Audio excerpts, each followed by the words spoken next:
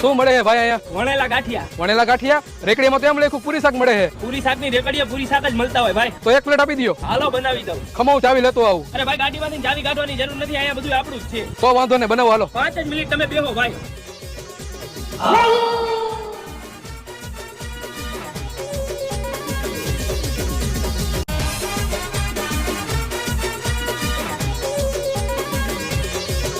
હાલ્યો ભાઈ.